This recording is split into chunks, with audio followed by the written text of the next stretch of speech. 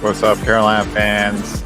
You're listening to Carolina Sports Update on IE Sports Radio, your one-stop source for all that is sports. We got a lot to talk about today. Sadly, a lot of our teams here dropping the ball, not getting the wins that we're hoping for, but a lot of them actually almost kind of looking pretty good when they do that. The Carolina Panthers lose another one, another heartbreaker, but playing a lot better than they have been playing. A lot of hope there forward, so they keep that up. And same thing for the Hurricanes and Hornets. Maybe not the results we want, but still looking pretty good for those guys. I think going forward in the future. Got some college football. We got wrapping up their season. A couple of those teams are looking forward to some postseason bowl games, and then getting into the kind of real meat and potatoes, getting to the heart of some college basketball here soon. So stick around, and we will be back soon after a couple words from our sponsors.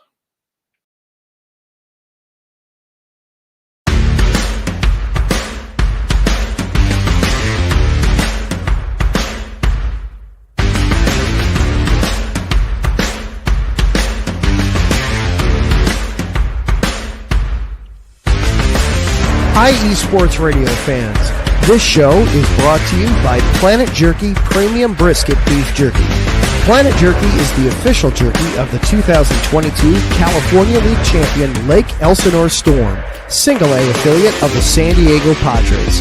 This all brisket jerky has gluten-free options, contains no MSG, no sodium nitrate, is low in sugar, and high in protein. Go to their website at planetjerky.net and follow them on Instagram at Planet Jerky. Planet Jerky, the jerky that's on a whole other planet.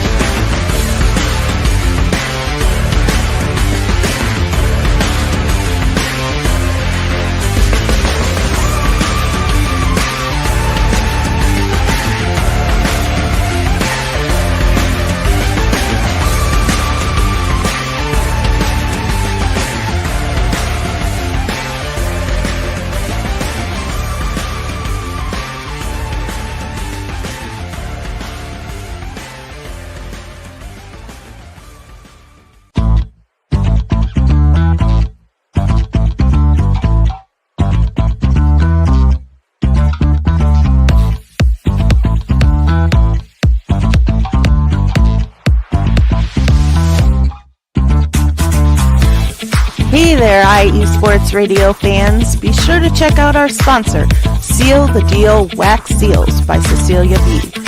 You just finished your very own wedding or baby shower invitations and you're looking for that extra special touch?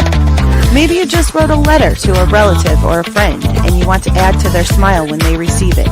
Then seal the deal with Cecilia's handmade sealing wax stamps for your invitations, letters, and gifts. You bring the deal, we'll bring the seal. You can find them on Instagram at sealthedeal_wax stamps and on Facebook, Seal the Deal Wax Seals.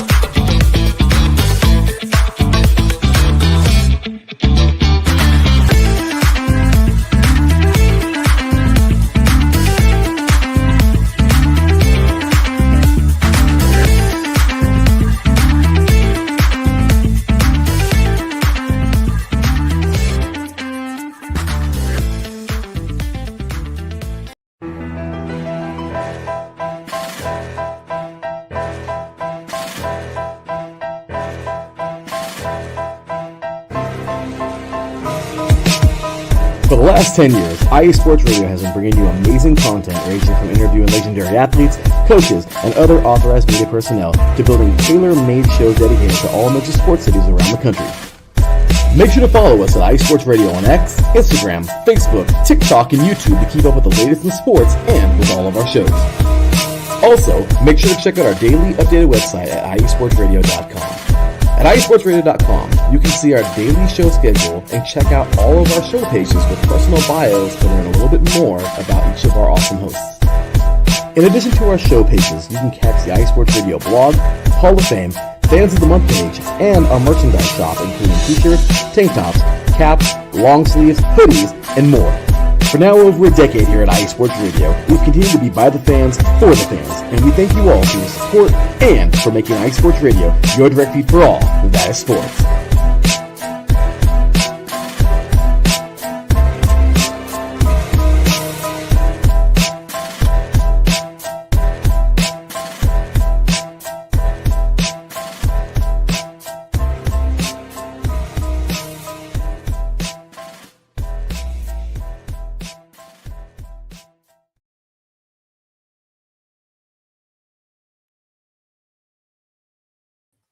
All right, everybody, welcome back. Be sure to check out those guys. Check out our sponsors, Planet Jerky and Seal the Deal Wax Seals. Like I said, you're back. You're listening to the Carolina Sports Update here on IE Sports Radio, your direct feed for all that is sports. I am your host, Neil Curtis. And like I said, we got quite a bit to talk about today, just like last week. The Carolina sports scene is pretty chaotic. It's pretty busy. We try to get to as much as we can. So we'll kick it off here today, talking a little bit about our pro teams in the Carolinas. We'll start off, of course, with the Carolina Panthers, representing today with a little bit of a throwback. Last week it was Peppers Pizza. This week it's Julius Peppers. My guy, we were at UNC together at the same time, actually. I got to see him around a couple of times. Didn't know him or talk to him or anything like that, but did get to see him. Enjoyed going to a couple of games. Watched him wreak havoc. Phillip Rivers a couple of times, but a lot of fun there. So let's get into this and talk a little bit about the Panthers and where they're at right now. Hosted the Tampa Bay Buccaneers on Sunday afternoon. Watched that game. Really great game. I know it was a loss. Carolina loses. I got those scores reversed. Carolina, I totally screwed that up. I reversed those scores. Carolina lost 23-26 in overtime to Tampa Bay. Just ignore that ticker. Real heartbreaker of a loss again. But, the way they're playing right now, they're a lot of fun. Before and started the season off, first couple of games, you knew in the first quarter the game was over. You kind of knew where the game was going. If you wanted to, you could turn it off. You could go check out some other game. Go enjoy your Saturday afternoon. Maybe play some football with your kids or something on your own. But now the Carolina Panthers, I think, are a little bit more relevant. Bryce Young. Hey, the guy's playing great. I've made no bones about it. I have not been as high on him as a lot of people have, but he's been playing great. He played really good against Tampa on Sunday. Really put the Panthers in in a really good position to win this game, not once but twice. Dude basically led 2 game-winning drives, but. The headlines, I think right now focus a lot on Chuba Hubbard and the fumble in overtime. I've got that on my ticker too, because if you check out ESPN, that's going to be the highlight and what everybody's pointing to. But in all honesty, that's not what cost them this game. Really porous run defense by Carolina during this game. I think if I go back and check real quick, gave up 236 yards rushing to Tampa Bay. By contrast, Carolina only had 78 yards rushing. So you do things like that. It's really hard to win a game when you do that, and especially there in the second half, or there in the fourth quarter, allowed Baker Mayfield to lead his own kind of game-tying drive. Tampa Bay only had 30 seconds on the clock and still managed to go get in the field goal range, kick that 51-yarder to tie it up. That's all on the defense right there, guys. That's not Hubbard. Hubbard would never be put in that position if the defense had gotten the stop that they needed to get there in the fourth quarter.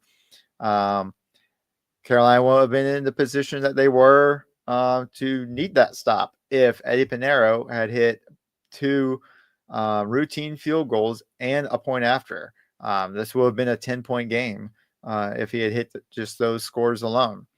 Would have been even would have been a practical blowout if for those 2 field goals and I think 2 others that Pinheiro kicked, if Carolina had executed in the red zone and been more efficient and actually gotten a touchdown instead of kicking field goals. And we would have been talking about this game in a whole different light. So definitely some stuff for them to work on. But again, like I said last week, I think a lot of really good positives, a lot of the young talent there is looking pretty good. We debuted Jonathan Brooks last week, and I think this week was really a strong showing out of what we can expect from him. Great kind of dump off relief pass to him in the first quarter. They took it for 18 yards, juked some people out, made some great moves, and then went down after I think second contact. So a lot of positives from him, and it just kept getting better from there. He had another really nice rush. I think it was for 13 yards, and a couple other plays that showed. I think he's got a lot of potential and a lot to look forward to for him. See him get the ball more often, and then between him and Hubbard going back and forth, giving each other breaks, keeping each other fresh. I think we'll be able to see Carolina do a lot more, wearing the opposing defenses down and giving our defense a rest. So when we get into those fourth quarter situations, we aren't dealing with, we're not giving up those late drives to tie the game up and force overtime. So other than that, I thought a lot of really great stuff showing out from Carolina there. Again, had the loss, but I thought really went well. Otherwise, Bryce Young, tremendous game from him. Dude's playing better than I ever thought he would. So a lot to look forward there for him. All right. I promised last time that I'd be a little bit better on my time management. So we're going to shift gears now. Try to move this along a little faster than I've done it in the past, and kind of shift our way over. Start taking a look at some Carolina hockey. Looking at you Carolina Hurricanes again. Another loss to talk about here, unfortunately. And kind of unlike the Panthers, who even though they lost their second in a row but still happen to look like they're trending upward, Hurricanes not looking quite as good. They have back-to-back losses to the Florida Panthers, 6-3 and 6-0. Really some struggles there for the Hurricanes. That's dropped them now. They're 16-7 with one overtime loss. Dropped them down to third in their division. Still a good team. So a lot to be looking forward to here. A lot of positives for this team. They just got to get back. I think scoring more frequently, really pushing the puck, getting it in there, and kind of getting that aggressive mentality back. Like we talked about before, they really started the season off hot. 4 goals a game. That's really high. Like I just said, 0 on this last game, no goals, and then 3 the game before that. We talked about, but previous 2 games, 4 goals, 1 W. Beat the Rangers 4-3. The game before that, kind of previewed it a little bit, 6 goals. Beat the Dallas Stars 6-4. So you see, like, getting back up there, start getting that puck back in the net again, and I think this team get it turned around. And I think they do need to work a little bit on defense, kind of start holding these other teams from scoring so much. Again, in those games that we just talked about, 3 goals, 4 goals. They lost to the Blue Jackets, 5 goals. Lost to the Devils, 4 goals. So they're giving up a lot of goals. They're scoring a lot, but they're also giving up a lot of goals. So some work to be done there. But I think this next game for them versus the Seattle Kraken will be tomorrow night on the 3rd. Should be a interesting game. I know seeing the Kraken come into the NHL, I thought that was such a cool name. So hopefully, a cool game here. Be hosting the Kraken there in Raleigh, and should be a lot of fun. I hope. If you can check it out, head over to Raleigh if you have to, and then if you can't, go ahead and tune in. Check out that game. It's a lot of fun. Really fast paced if you haven't watched hockey before, and a lot going on there. So give it a look see. All right, let's shift again. I'm telling you, I gotta keep it moving here, guys. Gotta keep the flow. I gotta keep things clicking along. I can't hold up and get too in depth with a lot of this stuff. But I do, because I want to make sure I talk about as many of these teams, as many of these games as possible. Like I said, we just talked about 4 Hurricane games right there. That's a lot to go over. You could spend the entire hour. I could spend the entire hour on the Carolina Panthers game. But we got what, 3 pro teams now that are dishing it up and knocking it back. So we gotta keep moving, and we're going to move on now. Talk a little bit of Hornets basketball. And more tough losses to talk about, man. Being a Carolina fan is tough, man. It ain't easy if you're from the Carolinas and you're cheering for especially pro teams here. It could be real hard right now. This last week, it's been a real challenge, but if you just stick with it, I think, when we have good times and when we're up hard, we're up big. And it's a lot of fun. I don't think very many places party or play as hard as we do in the Carolinas. And so just stick with these guys, stick with it. It's going, I think, like I said before, I think even like here talking about the Hornets now, so, future stuff looking pretty good. Not immediately, talk about that in a second, but I think for the future, the team, they can keep the players that they've brought in so far and get a couple more. I think they can really turn a corner. If you check this out, their last game lost 104 to 107 to the Atlanta Hawks. Hard loss. Atlanta just squeaking out a buzzer beater to get that win. Gave them 4 straight wins. The Hornets, again, to their credit, out of their last 4 losses, 3 of those were 3 losses by a combined 8 points. So, I mean, these guys are playing hard. They are in these games. This is not, a team that's getting rolled over week in and week out. This is a team that's in the fight and really pushing hard and getting in there and mixing it up. So, unfortunately for them, star player LaMelo Ball is going to be out for the foreseeable future, probably the next 2 weeks, it looks like, with a calf strain. So that's obviously not great news for them. He is their leading scorer, 31 points a game. He's also their assist leader with almost 7 assists per game. And,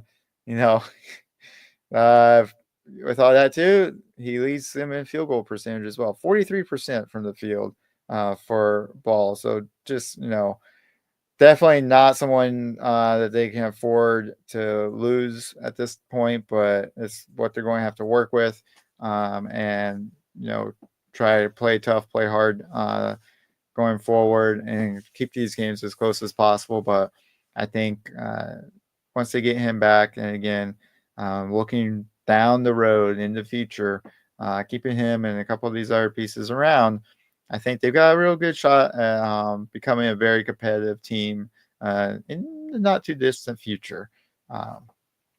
Let's see. Their next game coming up will be against the 76ers, hosting them there in Charlotte, and also going to be tomorrow night, Tuesday. So that should be a lot of fun. So if you're between hockey and some pro basketball, you got a lot to choose from. Should be a good time and should be able to enjoy a lot of that, have a good sports night tomorrow night, and kind of check that stuff out. So with that, let's take a quick break before we transition into our college portion. That wraps up our pro talk. We will transition now into a little bit of college sports, but before we do, let's take a listen to a couple of our other shows. Hey yo, what's up? It's your man Bishop, the voice of This Is KC Sports, the show where we go over the Chiefs, the Royals, KC Current, Sporting KC, MU, and oh yeah, if we got time, we'll even throw in some of that KU stuff for my people on the 913 South. Come hang out with us every Sunday, 2 p.m. Central Standard Time on IE Sports Radio, your direct feed for all that is sports.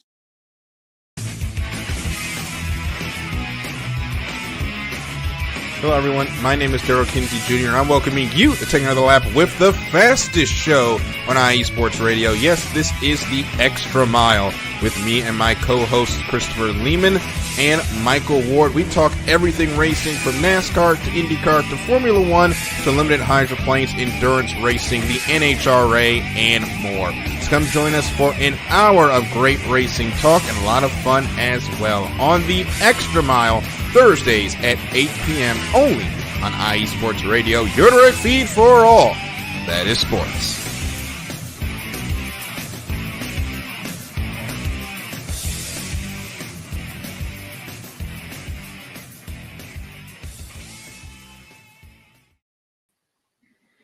All right, y'all. Make sure you check those guys out. KC Sports and the Extra Mile. Especially that Extra Mile, and quick shout out to Formula One Haas Formula One team based in North Carolina, right outside Charlotte. Just got done wrapping up the Qatar Grand Prix in the sprint on Saturday. Haas bagged a couple points when Nico Hulkenberg finished P7. Bring home a few points for them there. And then the next day during the actual Grand Prix, Kevin Magnussen brought in 2 more points, finishing P9 for the race. That brings the team up there in 7th place overall in the Constructors' Championship. They are only, I think, 2 or 3 points behind Alpine, the Alpine team right now. So 1 more race to go for them with enough points that will put them into P6, earns them a pretty big purse that they can put the money towards for developing a car next year, which especially in Formula One, they really need that kind of money. So finishing P6 will be a huge accomplishment for the Haas team, I think. And helping them to move their brand forward and really get their car competitive. They entered Formula One a few years back, really competitive to out the gate, kind of slumped off the last couple of years and weren't expecting a whole lot this year, but they've been very competitive this year. Car's been good. Both drivers have been performing well. I'm really looking forward. They'll lose both drivers next season. I got 2 new guys coming in, Esteban Ocon and Ali Behrman coming in. Looking forward to seeing what those guys can do in the Haas and seeing if the team can continue to push, get into that best of the rest category. You've got those top 4 teams who always are, battling out at the top. See if Haas can get in there and start taking stealing some points away from those guys. And making some noise, making an impact there in Formula One.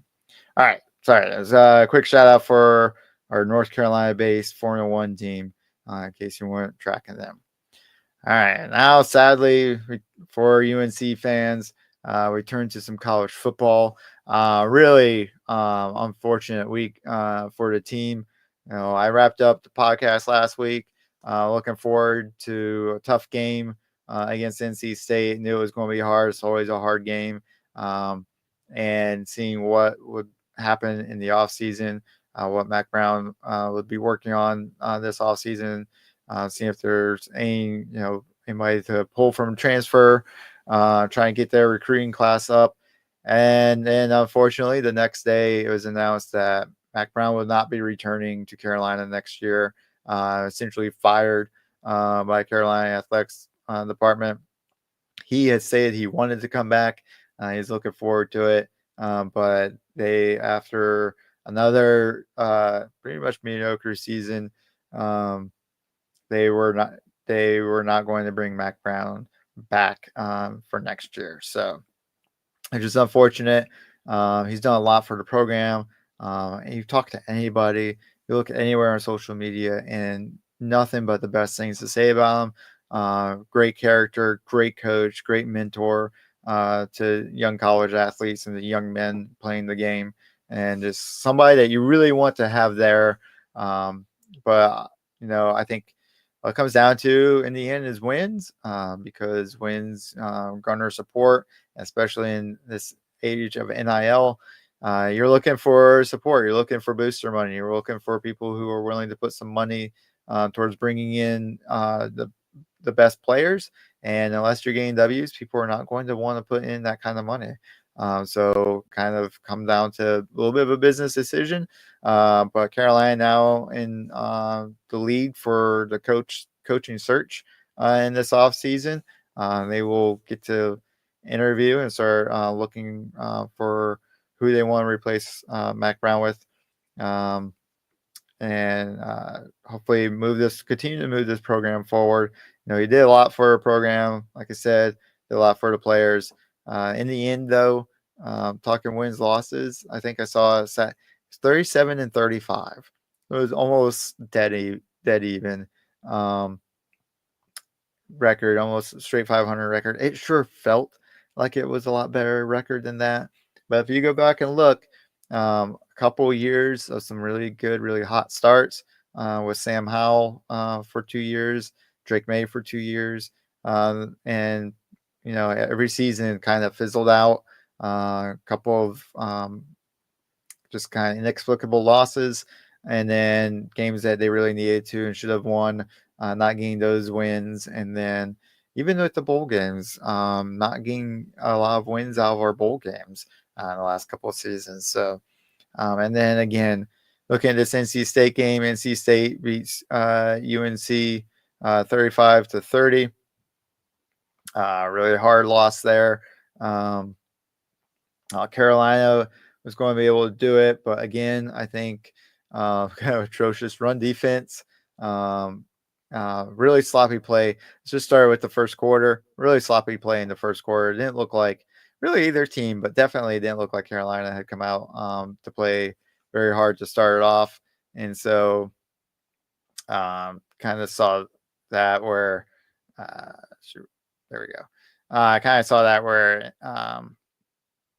UNC not really engaged, and through the whole first half, kind of a low scoring, almost a sleeper of a game, and then really exploded in the second half when I think both offenses kind of got clicking. And so with the win, NC State does become bowl eligible. UNC was already bowl eligible, so they are probably looking at one of the smaller bowls before Christmas, sometime, year right before or right after Christmas. I think I saw one with Staff DNA Bowl. Good news for that for me, it's in Orlando. So if they did happen to make that one, that is not a huge drive and might be something that I can actually put together and see if I can get out there to that game. So we'll see what happens with that. But otherwise, you're looking at NC State with their next up. With that win, NC State now becomes bowl eligible themselves.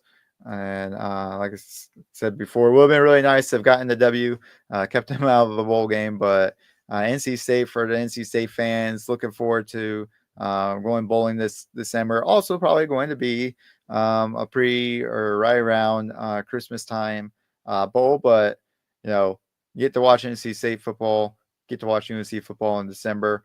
Got one more game. Forgot to mention UNC. Mac Brown will not be coaching that bowl game. Freddie Kitchens named the interim head coach for that game. He'll be coaching it. And then NC State, we'll see where they end up for their bowl game coming up after that. All right. Next up, you had another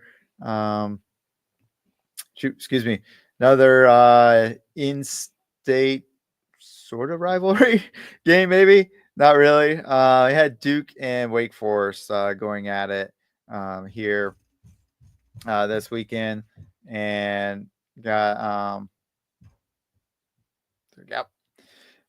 Duke being Wake Forest. Actually, I come from behind win against Wake Forest, so Duke's been like this all year. Duke played just like this against UNC, where UNC was up. I think it was 21-3 or 21-0 in the third quarter against Duke, and Duke came from behind 21 points and beat UNC. Duke did again here. They will finish at 9-3, which earns them a pretty good bowl, probably. Looking at ESPN's bowl projections, one that was mentioned was Gator Bowl. So looking at maybe something around the New Year's Eve Bowl for them. A really great showing for them this season. They got that really talented quarterback, as much as I hate to say that. Malik Murphy, or Malik Murphy, who, let's see, where is it going with that? Yeah, Malik Murphy had a couple nice plays in this game, including a 2-yard touchdown run in the fourth quarter to get that comeback going, tied it up at 17. So looking forward, Duke fans, I think, to see what he brings to the game next year. As a UNC fan, not looking forward to that, because if he just keeps getting better, that's going to be more trouble for us. But we'll see. And, I think the quarterback situation, you got Max Johnson for UNC coming back maybe. But we'll see how it turns out next year. Duke's got a lot going for them, a lot to build on. And we'll see how that continues to play out for them. Meanwhile, Wake Forest kind of closes out their season now. Probably not exactly what they were hoping for, but continue to work hard, continue to grind it out, and do what you can. They finished the season 4-8, 2-6 in the ACC. This is it for them. That's the end of their season. I'll see how they work things out in the off season, what they can do, maybe transfer portal wise, and see how their incoming class turns out and where they end up, and if they can turn in be a little bit more competitive next season in football. So now I think probably outside, my personal UNC State game, looking at probably the biggest game of this weekend was Clemson in South Carolina. You had to like this. This was such a cool matchup going into this, and it did not disappoint, I don't think. South Carolina got down early. I said last week this was going to be a tight match. This is going to be a real good battle. Clemson, great record, but had not, in my opinion, been playing up to kind of the same standards that we expect from the likes of Clemson. Had come in with a 9-2 record, but really some close games that they should have, like the Clemson of 5 years ago would have been just a blowout game. But a lot tighter this year than they have been in the past, and not exactly the same team, even though the record was looking really good. And I felt the way South Carolina was coming on late, and they had a couple really good games against ranked teams, and I felt they had a really good chance to get this win over Clemson. They went out there and took, them coming from behind, took their quarterback, Lenore Sellers, with a 20-yard run late in the fourth quarter. Only a minute left to go in the game to get that game-winning score and put them ahead. But went out there, freshman quarterback, got it done. Ended up taking down Clemson 17-14. That's going to flip them in the rankings. I think Clemson coming in was ranked 12. If you're just going straight number game off, I have not figured out how they're doing the permutations yet for this, but straight number game for the new college football playoff, 12-team playoff. You're looking at Clemson is right there on the bubble. Looking at their strength of schedule, I've been kind of a determining factor, but now losing to South Carolina, maybe getting a flip in the standings, Clemson may not be looking at a playoff berth at this point. However, in their favor and to their good fortune, Miami also lost this weekend to Syracuse, and with that loss, Clemson gets the bid to go to the ACC championship game against SMU.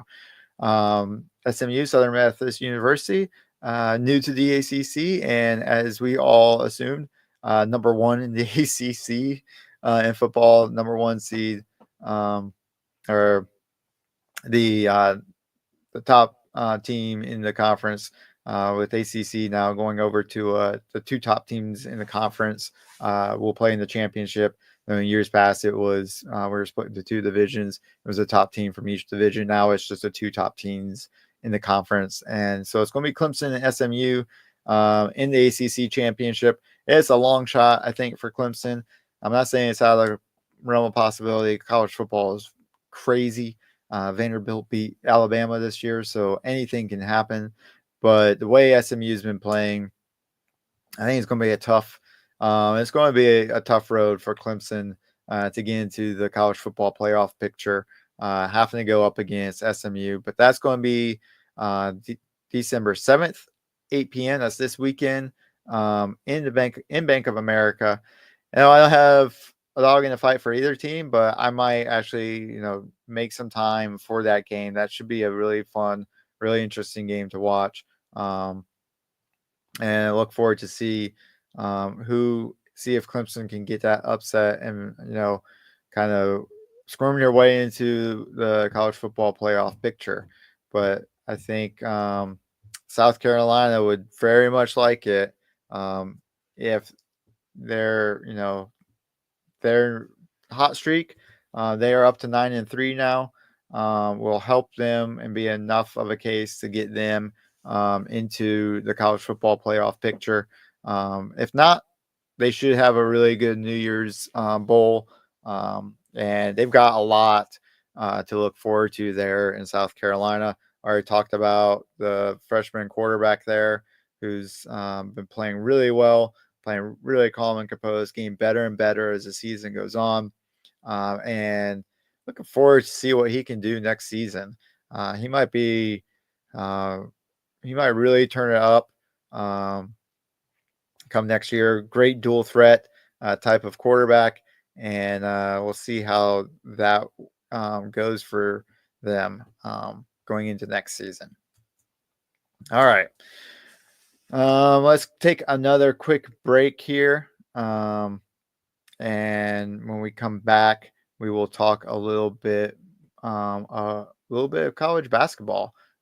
Starting to get into the heart of it. We got a couple of the invitationals to talk about real quick, and then looking forward to getting some ACC play up and going, and get into kind of heart of the college basketball season.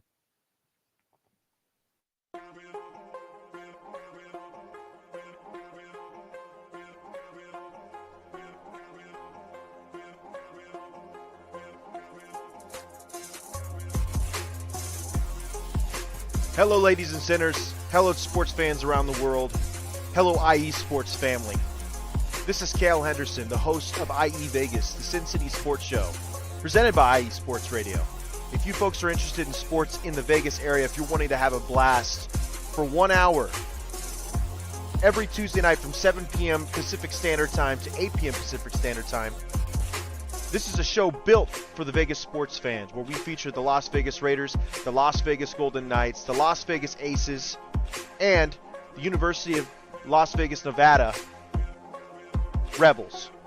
Hopefully, fingers crossed, MLB team coming soon. Either way, if you folks are looking to have a blast for 1 hour each and every week, tune in Tuesday, 7 p.m. Pacific Standard Time to 8 p.m. Pacific Standard Time. If you folks are interested in Vegas sports news, go to our Twitter at SinCities_IESR, and you can speak with me, the host, Cale Henderson, at Cale_Henderson on Twitter at any time.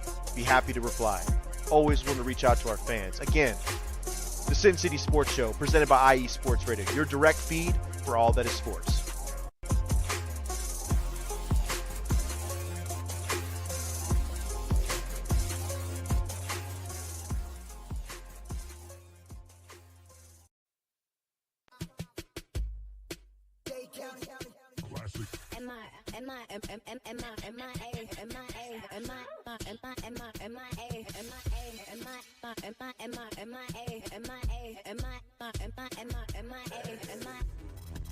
Welcome to the 305, aka the Magic City, and this is Magic City Scoreboard. I'm your host, JB, and right here we're going to talk anything Miami. Miami Dolphins, Miami Heat, Miami Hurricanes, Marlins, Panthers, Inter Miami, and even high school football. So join me once a week right here on Magic City Scoreboard on IE Sports Radio, your direct feed to all that is sports.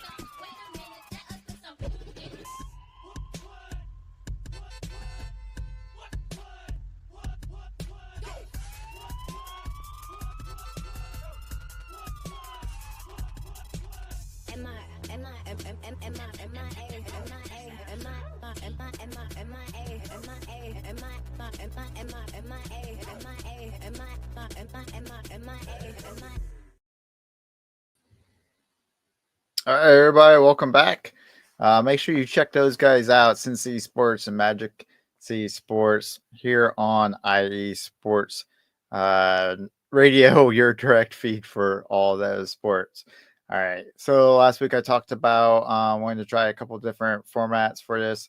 I did last week all the colleges. I did their football and their basketball back to back, and just went through each of the schools.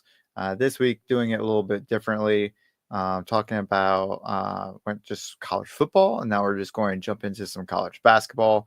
Talk a little bit about basketball for each of these teams, each of these schools, and maybe if we got a little bit of time, wrap it up with a quick little couple shout outs to some of our other sports.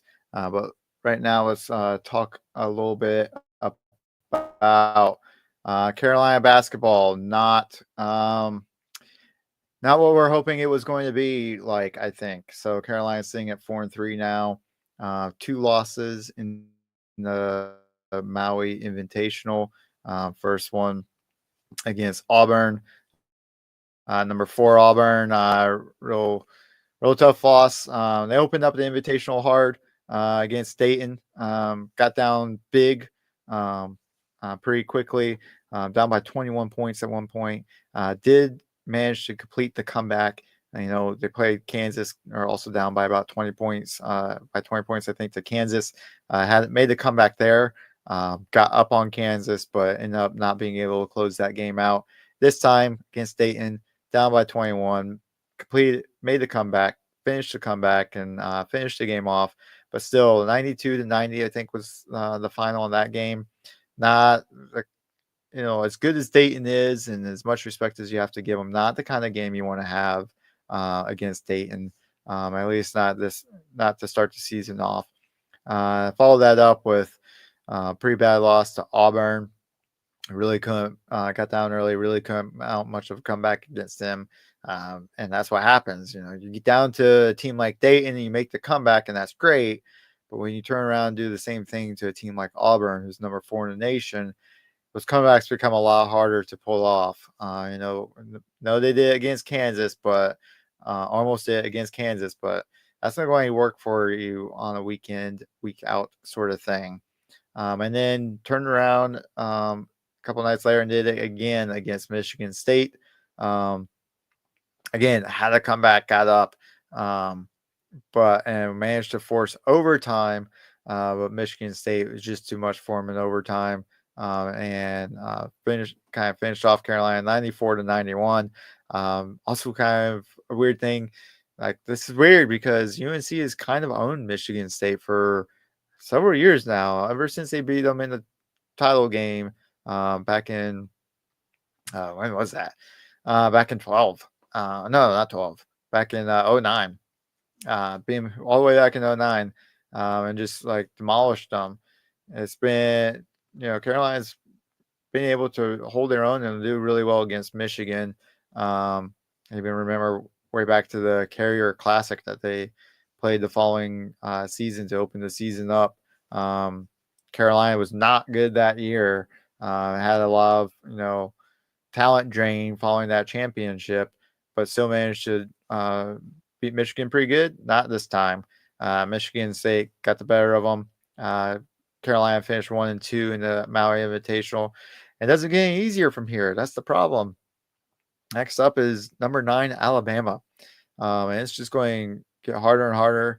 You're going to get into ACC play.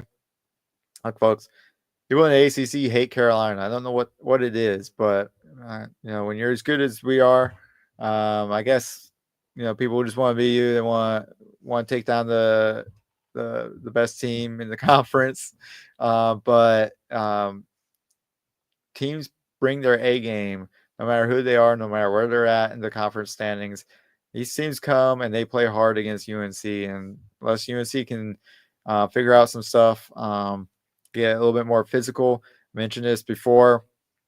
After with their games against Kansas, this year, so far this season, they've kind of lacked a really big, really physical presence down low. I think it's not only affecting, like the immediate fact of like their rebounding capability or their post scoring capability, but I think it affects the rest of their game as well. You look at RJ Davis, like people were very excited for him coming back for his 5th year, but he has not been the same player so far this year that he was even last year or the year before that, really.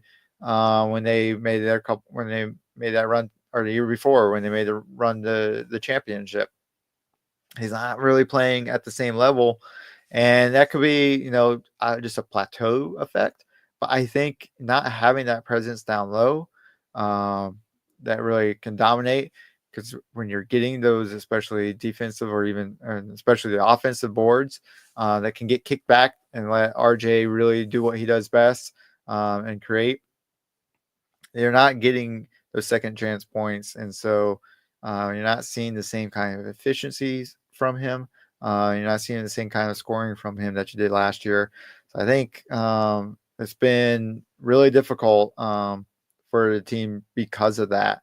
There's, some hope in 2 freshmen. But the freshman Drake Powell has been playing well down low.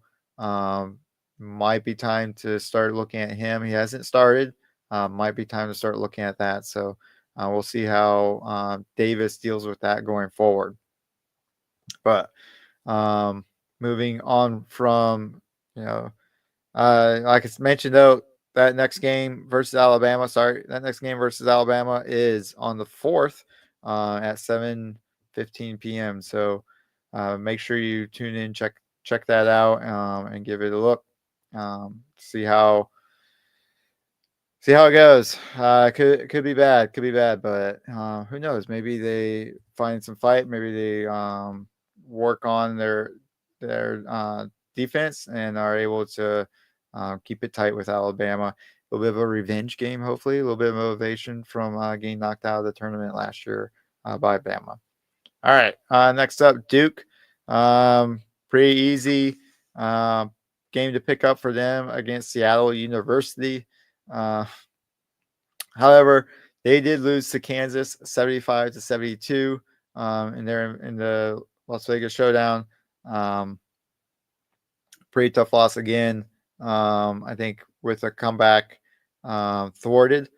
Kansas had to hold them off in the last seconds. Kansas lost one of their big men to foul trouble during that game. Still managed to be able to put enough together to hold off Flag and the Duke Blue Devils. And unfortunately for Duke fans, team there not able to complete the comeback, not able to complete the upset, take down Kansas, and I see them fall by 3 points to Kansas.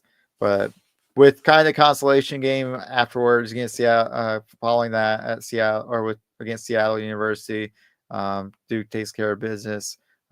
Started off, as he usually does, first 5 minutes or so out of the gate, kind of a little bit of a back and forth. Seattle hung tough, but Duke just ended up pulling away. I think going into the opening the second half, I think Seattle went something like 8 minutes or so, 6 or 8 minutes without a bucket. So that's really, the kind of stuff that kills these teams. Duke able to pull away from that, get the easy win. Their next game, also not an easy one, versus Auburn, as the ACC enters the ACC SEC Challenge. Like I mentioned, Carolina getting that rematch with Alabama. Duke is going to get Auburn at Duke. Should be a crazy game. Tough game. When I went to school, I had a lot of really good friends who went to Auburn. It's a nice campus, nice place, but you got pull for that ACC basketball. SEC gets football. The ACC gets basketball. So let's see if the state can represent, or the state of North Carolina can represent, Duke can represent, and and take down number 4 Auburn. All right, looking forward now to the other team down the road, NC State. Also, with a couple of losses in their invitational, they were playing down in Florida.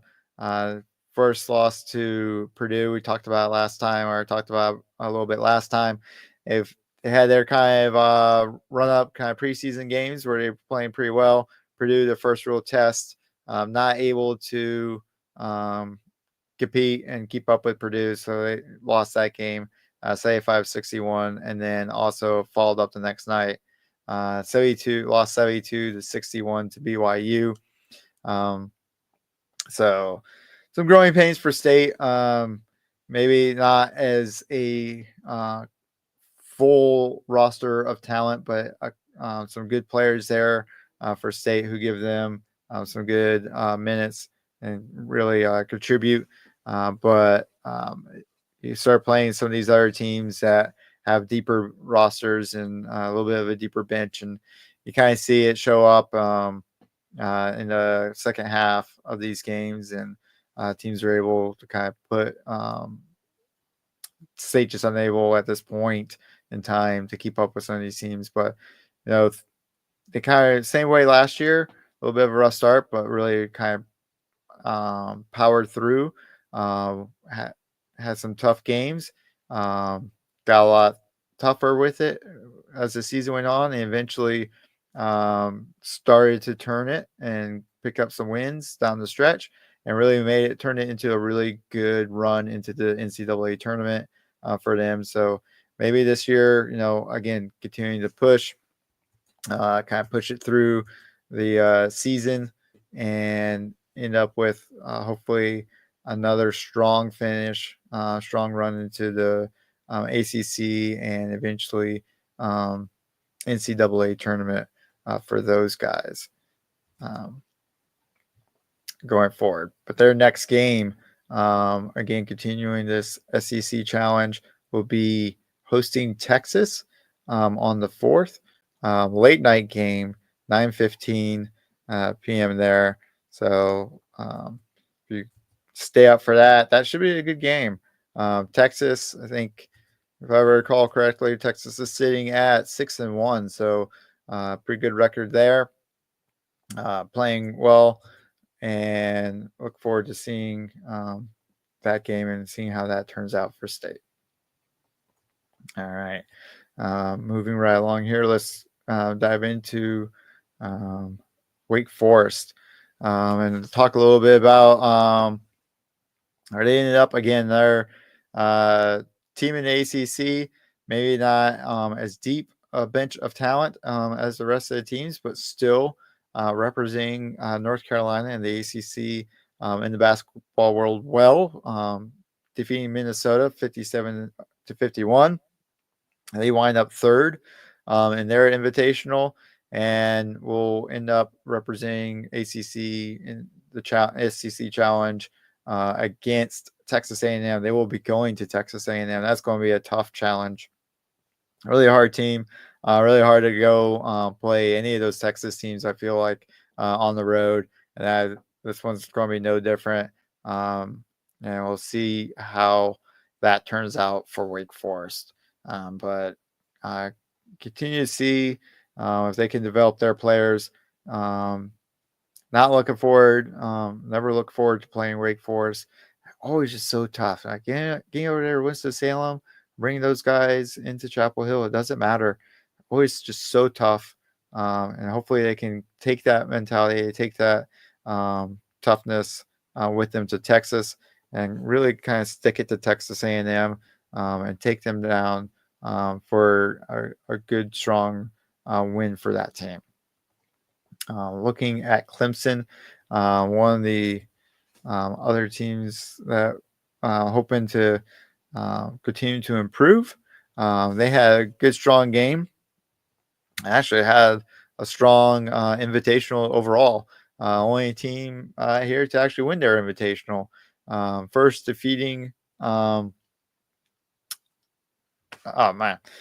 Completely blank. Sorry. First being Penn State University, 75-67, and then going on to defeat Florida A&M University, 86-58. They win their, like I said, they win their invitational, and are playing some good basketball right now. Complimentary basketball, and getting after it. They will be representing though. The ACC against University of Kentucky, also playing strong basketball. Took down Duke earlier this year already. That game will be tomorrow night at 9:30 p.m. So another late game, but it could be good. It could be a lot of fun. We'll see if they can keep up the pace and keep up with those Kentucky players, this Kentucky freshmen. They're always feeling a really strong, really good team there, and we'll see how this plays out. They will be in Clemson, so they have the home court advantage, we hope, and be able to take down the Wildcats. Finally, let's take a look at our last team here, University of South Carolina, and talk a little bit about how they're faring in the basketball world. Probably not quite as well. I was going to say not quite as strong as you would think. Maybe not quite as strong as our ACC teams, but actually just took down Virginia Tech 70-60, taking out ACC team, and they also third in their invitational. So that's probably a little bit of up and down basketball, but overall, holding their own. They will represent the SEC against the ACC and playing at Boston College. Also, tomorrow night at 7 p.m. So if you're sitting down there in South Carolina, big South Carolina basketball fan, or football fan, don't forget you've got a contender in your basketball team. Be taking on Boston College tomorrow night. Tune in and check them out at 7 p.m. And see how that gets wrapped up.